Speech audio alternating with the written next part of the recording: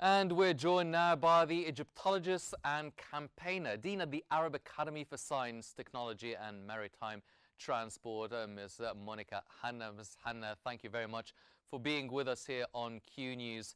Now, being an avid and passionate archaeologist, what would you make of the opening, the final opening, much anticipated opening of the gem?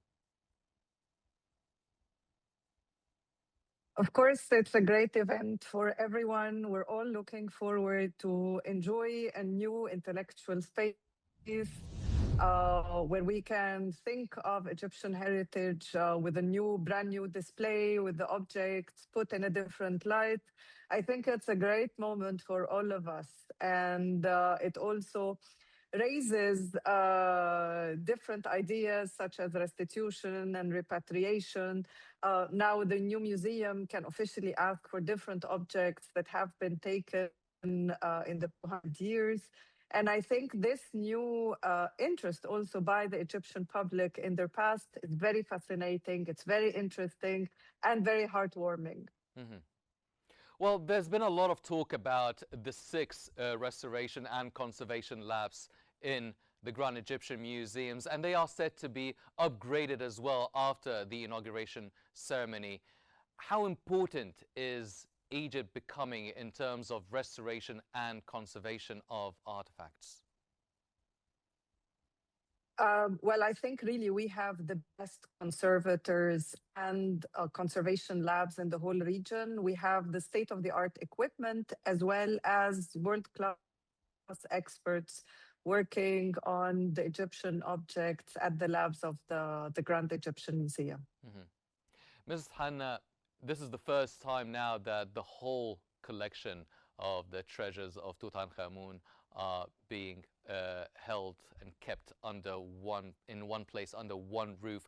Why has it been so challenging getting all the parts and all the collectives and all the items and artifacts of Tutankhamun's treasures? Because they're quite big and they deserve now the new display that they have at the gem.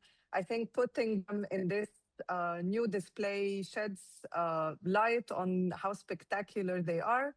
But I think also it's about time that we also ask for the excavation archive from the Griffith Institute from University of Oxford, so that we can also display the objects with the context of how these objects were excavated, to also give the opportunities to rewrite the history and the different narrative of how these objects were found. I think also the display of the full collection of Tutankhamun marks a great change also in our contemporary history, where it was the first tomb that Egyptians decided to keep intact in Egypt. It was Mor'us Hanna Besha and Saad Zaghloul who advocated that there should not be a partage of the collection, and fought very hard British imperialism to make sure that the full collection is kept for the Egyptian people, and they won the battle. And they actually paid the heirs of Lord Carnarvon around 34,000 Egyptian pounds, which were the money that he paid for the excavation in the Valley of the Kings.